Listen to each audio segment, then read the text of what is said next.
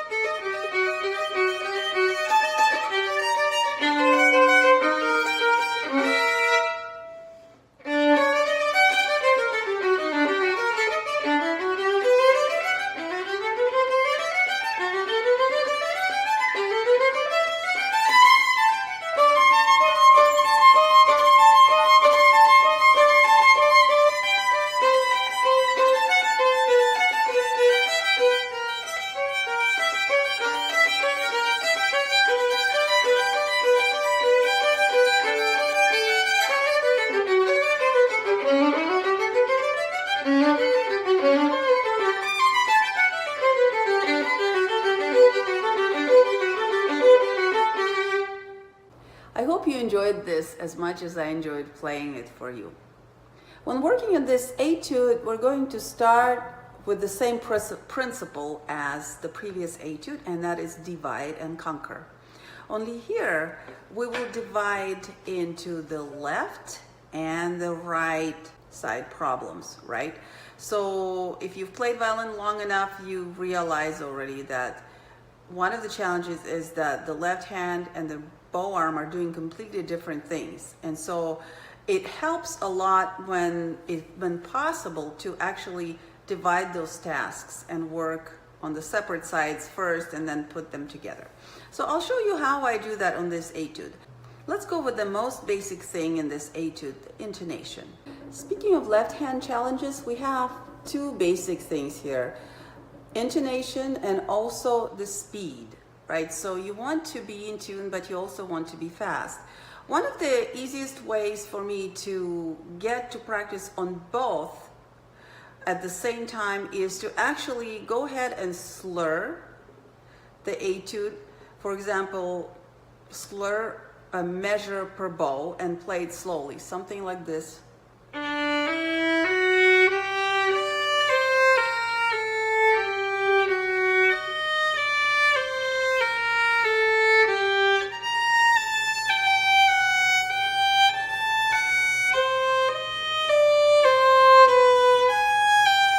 so forth. What it does, I think, when you're trying to concentrate on left hand techniques, I think slurring makes a little bit less work in your bow arm, so it's much easier to concentrate on all those left hand challengings. For example, in this etude, you will see a lot of crammed positions in your left hand. There are a lot of tritones that, again, if you want to play them in tune, you absolutely have to cram your finger. I actually call it a pretzel finger.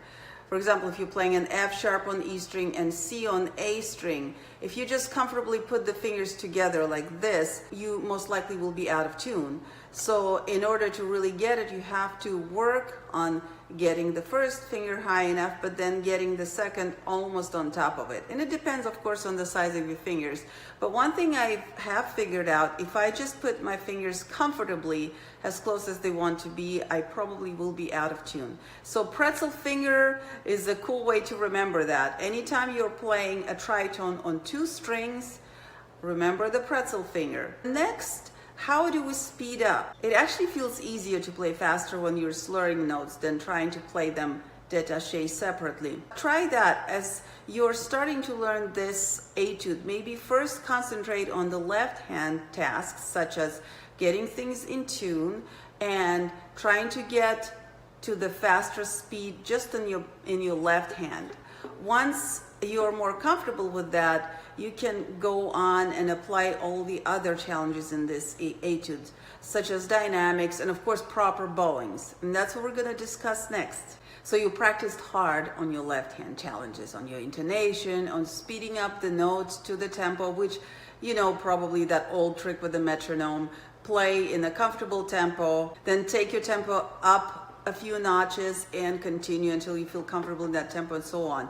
As I mentioned previously, doing that while slurring maybe a bar per bow, it is so much easier. You will improve much faster, believe me. And so now you've improved, you're happy with your intonation more or less, you're happy with your speed more or less. Now we have to apply those tricky bowings. So you've noticed that Rodet here, he throws in these little slurs here and there. To make sure, basically these slurs are not very complicated, but they can just be confusing. So what I do, and this is such a simple hack, but it saves me probably hours of practice time. And I really encourage you to take your pencil or your pen. I use stylus or iPen because I use iPad. And go ahead in any measure where you have tricky bowings thrown in. Make sure and put the directions of the bow over each stroke.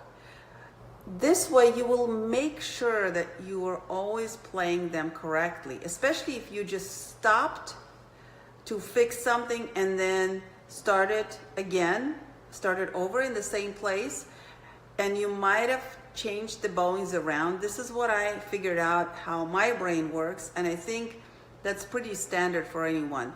When I'm working on the passage, if I accidentally play it in the opposite direction and do that every so often, changing between instead of playing in the same direction as it's supposed to be, it really gets very confusing. And then on stage, very often I would get mixed up in that very place.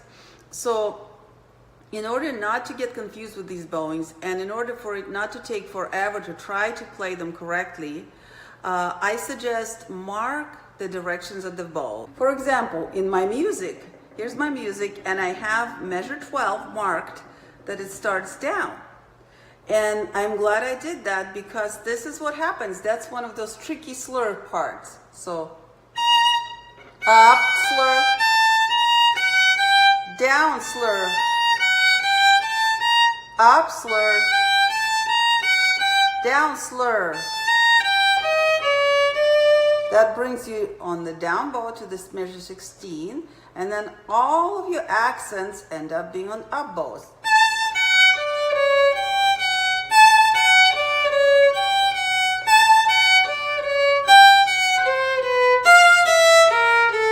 And so on 20 you end up on the down bow. So always make sure when you practice that you are practicing with the correct bow directions. But that, of course, there is an exception to that. One exception, for example, in détaché, sometimes I would deliberately practice backward bowings. because I want to even out my détaché. And that is totally acceptable in this etude. It might be a good idea if your détaché is not very even, if you tend to have, if your up bows tend to be much weaker than your down bows. This is actually a great way to reverse it, but I would try not to reverse it where I have the slurs thrown in, because that will confuse your brain. All right, so let's go to the next step. The next, I wanted to talk to you about those weird accents that I just played through. In my music, they start in measure 16 and go on for a while. The weird part about these accents is not just that they're on the up bows, they're also off beats. And so the trick here is to prevent yourself from accenting the down beats. That's when you will feel very comfortable playing those accents. If you are trying to play the accent, but you're also instinctively accenting the previous downbeat, it becomes very, very difficult to coordinate. So what you have to think in gestures or in phrases. And in this case, think of the phrases actually ending on the downbeat and then starting, oh, maybe those are not phrases, little motives, little gestures, ending on the downbeat and then starting on the offbeat. So kind of like this.